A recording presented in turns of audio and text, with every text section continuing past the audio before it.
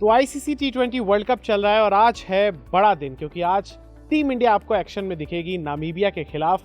आपको मैं बता दूं कि टीम इंडिया इससे पहले यूएस के खिलाफ जो मुकाबला जीती थी, काफी करीबी मुकाबला था, लेकिन आज नामीबिया के खिलाफ प्रयास होगा कि ताबड़तोड़ शुरुआत की जाए और एक बड़ा स्कोर बनाया जाए। तो आज इसी पर खास चर्चा करेंगे। मेरे साथ मेरे दो सहयोगी मौजूद हैं। मेरे साथ एक तरफ मौजूद है मृणाल और दूसरी तरफ मौजूद है उज्जवल। तो बहुत स्वागत है पहले तो आप दोनों का। तो कितना एक्साइटेड हैं आज के मैच के लिए? और मुझे मृणाल ने ऑफ कैमरा बताया कि उनके पास एक बहुत ही बड़ी ब्रेकिंग न्यूज़ है। क्या है मृणाल वो? देखिए, ब्रेकिंग न्यूज़ के तौर पे तो ये है कि आज टीम इंडिया की प्लेइंग 11 में बड़े बदलाव होने वाले हैं। अभिषेक शर्मा बीमार होने की वजह से हो सकता है कि वो टीम इंडिया के लिए आज का मुकाबला ना खेले। दूसरी न्यूज़ ये है कि ईशान किशन भी चोटिल हो गए हैं। ऐसे में उनकी जगह प्लेइंग 11 में किसे शामिल किया जाए, ये एक बड़ी चुनौती है।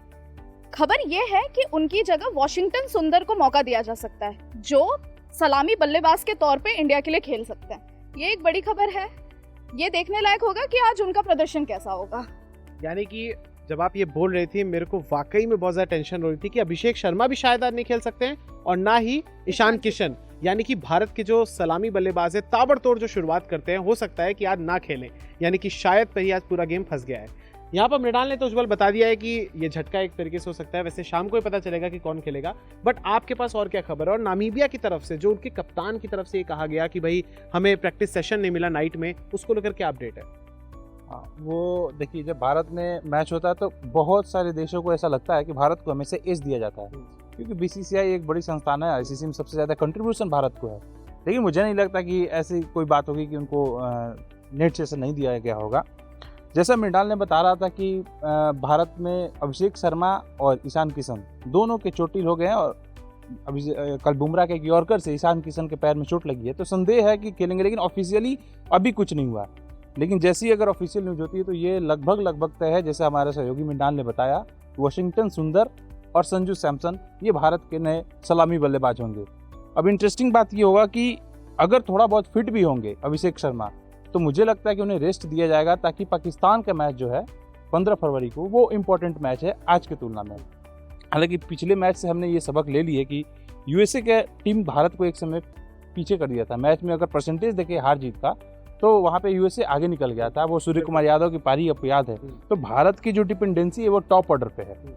अभिषेक शर्मा, ईशान किशन, उसके बाद तिलक वर्मा, अगर ये टॉप 4 खिलाड़ी या फिर सूर्य कुमार यादव ये फेल हो जाते हैं तो भारत अभी भी सोचने पे मजबूर हो जाता है। अगर सब चले तो फिर नीचे आके हार्दिक पांड्या भी रन बना देते हैं, फिर रिंकू सिंह भी अच्छा परफॉर्मेंस करते हैं। लेकिन अगर टॉप ऑर्डर फेल हुआ तो फिर भारत को दिक्कत हुई। तो मुझे लगता है कि नामीबिया से जो मुकाबला है, भारत हल्के में बिल्कुल नहीं लेने वाला है। पिछले मैच से सबक मिल गया है और भारत इसमें अगर टॉस जीत के बल्लेबाजी करता है तो एक सदी हुई शुरुआत होगी अभिषेक शर्मा और ईशान किशन के बगैर, और एक अच्छा टारगेट देने की कोशिश करेगी। अगर भारत टॉस लास्ट में बैटिंग करता है तो मुझे लगता है कि भारत के लिए ज़्यादा आसान हो जाएगा मुकाबला।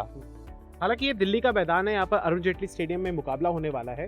और मैं आपको बताऊं कि पिछली बार जब भारत यहाँ पर खेला था तो भारत ने बांग्लादेश को 86 रनों के अंतर से हराया था, लेकिन वो बात 2 साल पहले की थी।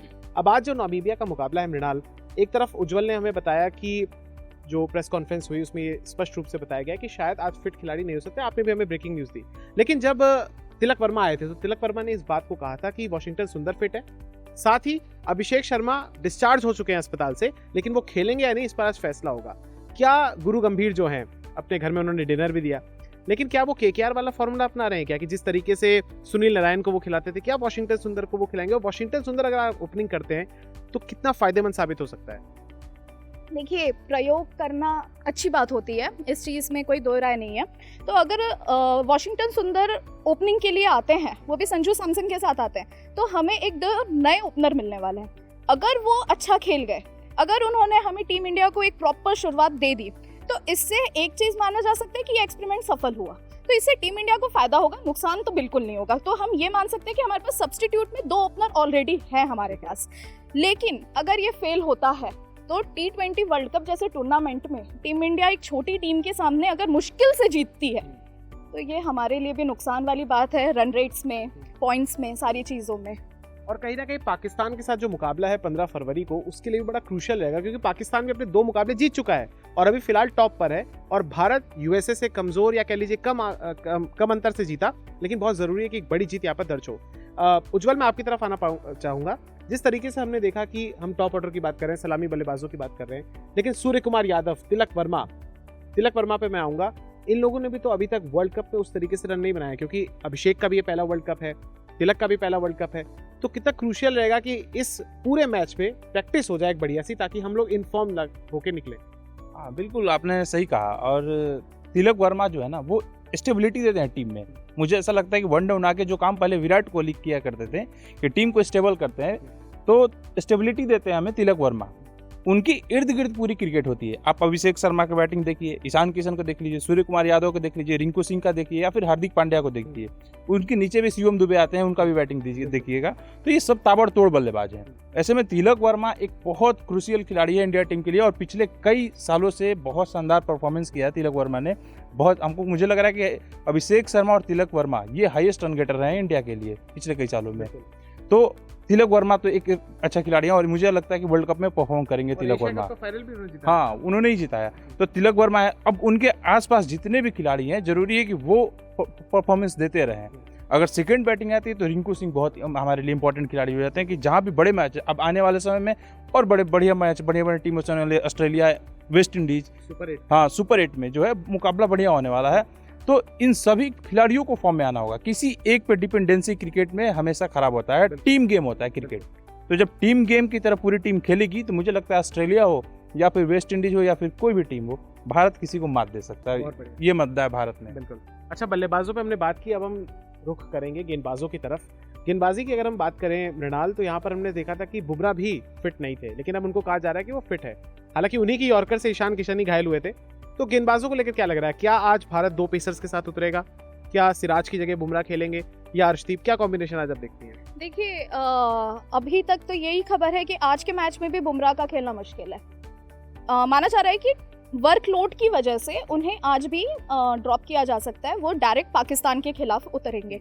हालांकि ये थोड़ा सा सोचने वाली भी बात ये है कि डायरेक्टली पाकिस्तान के खिलाफ उतरना, उससे पहले एक टेस्ट मैच तो ज़रूरी ही होता है। ये नामीबिया के खिलाफ मैच एक टेस्ट मैच की तरह लिया जा सकता है कि हम प्रैक्टिस कर रहे हैं, हम जाके डायरेक्टली फिर पाकिस्तान के खिलाफ नहीं खेल सकते कि हाँ भाई उतर गए। बुमराह जैसे बॉलर के लिए ये इजी हो सकता है, not that much difficult, but हाँ हो सकता है। लेकिन आज उनका खेलना या नहीं खेलना ये तो अब शाम में ही पता चलेगा। अगर वो नहीं खेलते तो आज भी सिराज हमें एक्शन में नजर आएंगे। अर्शदीप तो भाई अच्छा ही चाह रहा है उनका। 1-2 सवाल और पूछेंगे हम यहाँ पर। उज्जवल, एक बात बताइए कि अभी मैच दिल्ली में, इसके बाद अगला मुकाबला है कोलंबो में, लेकिन दिल्ली की जो पिच है बड़ी फ्लैट, बड़ी सपाट सी मानी जाती है। तो ऐसे में आज क्या सोचते हैं, टॉस जीतकर भारत को क्या करना चाहिए? देखिए, अगर आप एक फैन के पर्सपेक्टिव से पूछेंगे तो हम तो यही कहेंगे कि भारत टॉस जीते और पहले बल्लेबाजी करे, क्योंकि फ्लैट पिच, अरुण जेटली का स्टेडियम और ताबड़तोड़ बल्लेबाजी देखने का जो आनंद है क्रिकेट के फैन के लिए, फैन तो यही चाहते हैं ना कि हमारे ओपनर आए, रन बनाए 200, 250। कई बार तो अभिषेक शर्मा जब बैटिंग करते तो हमें लगता है कि हम किसी दिन 300 रन ना पार कर ले। लेकिन क्रिकेटिंग नजरिया से देखा जाए तो टीम हमेशा टॉस जीतेगी और बॉलिंग लेगी, क्योंकि एंड ऑफ द डे हमें जीत चाहिए। और प्लस ड्यू फैक्टर भी हाँ, और साथ में ड्यू फैक्टर भी हो जाता है। तो चेस करना इस पिच पे मुझे लगता है ज़्यादा बढ़िया रहेगा, और भारत टॉस जीतेगी अगर तो चेस ही करने जाएगी। ठीक है। अब लास्ट क्वेश्चन, अगर आज संजू सैमसन खेलता है मृणाल, तो फिर संजू सैमसन के लिए कितना क्रूशियल रहेगा? क्योंकि एक बात तो मैं पता है कि संजू सैमसन का लक बहुत अच्छा है, कहीं ना कहीं उनको शामिल कर ही लिया जाता है, भले ही वो फॉर्म में हो, आउट ऑफ फॉर्म हो। लेकिन अगर संजू सैमसन आज खेलते हैं तो कितना क्रूशियल रहेगा उनके करियर के पॉइंट ऑफ व्यू से भी और टीम इंडिया के पॉइंट ऑफ व्यू से भी? देखिए, लास्ट न्यूजीलैंड के सीरीज में ये तो हमने सबने देखा कि संजू सैमसन बिल्कुल फॉर्म में नहीं थे, वो लगातार फेल हुए जा रहे थे। अगर आज के मैच में उन्होंने अच्छे से रन बना लिया, आज का मैच उन्होंने इंडिया के लिए एक परफेक्ट मैच बना दिया, तो उनके लिए आगे के मैच के लिए रास्ता खुल जाएगा, दरवाजे खुल जाएंगे। तो वो आज के मैच में रन बनाने की 100% कोशिश करने वाले हैं। अगर वो फेल हो गए तो फिर तो उनको पता नहीं आगे भी मौके मिलेंगे कि नहीं मिलेंगे, किसी की जगह भी मिलेंगे कि नहीं मिलेंगे ये नहीं पता। लेकिन अगर वो पास हो गए आज के एग्जाम में, तो फिर ये तो निश्चित है कि वो आगे भी आपको खेलते हुए आगे के मैचेस में दिख जाएंगे। चलिए, तो हम सभी मैं एक लाइन संजू सैमसन ने एक लाइन और ऐड करना चाहता हूं, जैसे हमारे साथी मृणाल ने बताया, अगर इस टूर्नामेंट में संजू सैमसन को मौका मिलता है और रन बना देते हैं तो वर्ल्ड कप के बाद भी संजू टीम में रहेंगे T20 में। अगर 2-3 मैच मिलता है संजू को और वो रन नहीं बना पाते हैं, ये तय मानिए कि अब दोबारा संजू सैमसन की भारतीय टीम में वापसी नामुमकिन है, क्योंकि अब टीम ना उनसे आगे बढ़ के सोचेगी। उनको मौका दिया गया, बहुत अच्छे खिलाड़ी हैं। टेक्निकली मुझे लगता है कि विराट कोहली के बाद सबसे तगड़े खिलाड़ी हैं वो संजू सैमसन। लेकिन जब परफॉर्मेंस की बारी आती है तो संजू परफॉर्म नहीं कर पाते हैं। तो अगर ये 2-3 मैचों में परफॉर्म कर गए संजू, तो T20 के बाद भी जितने मुकाबले होंगे अगले साइकिल में, तो संजू को हो सकता है कि मौका मिले, टीम बैक करे, क्योंकि गंभीर के भी वो फेवरेट खिलाड़ी हैं। हाँ, लेकिन उसके अगर ये परफॉर्म नहीं करते हैं तो फिर संजू के लिए आगे की करियर जो T20 के लिए मुझे थोड़ा मुश्किल लग रहा है। यानी कि दरवाजे उनके बंद हो सकते हैं। हाँ। खैर, हम लोग भगवान से प्रार्थना तो ये करेंगे कि हमारे पूरे खिलाड़ी फिट रहें, और आज पाकिस्तान का जब मुकाबला है 15 तारीख से, उससे पहले हमारे तमाम खिलाड़ी फॉर्म में आए। और एक होता है ना वो, जो जैसे मृणाल ने बताया कि एक बढ़िया सी प्रैक्टिस हो जाए, ताकि जो तमाम चीज़ें हैं, जो अस्त्र शस्त्र है, उन पर एक बार फिर से भरोसा आ जाए।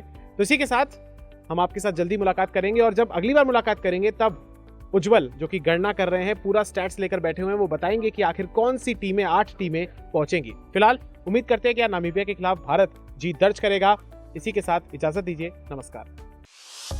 भारत बज़ लाइव, हर खबर में भारत।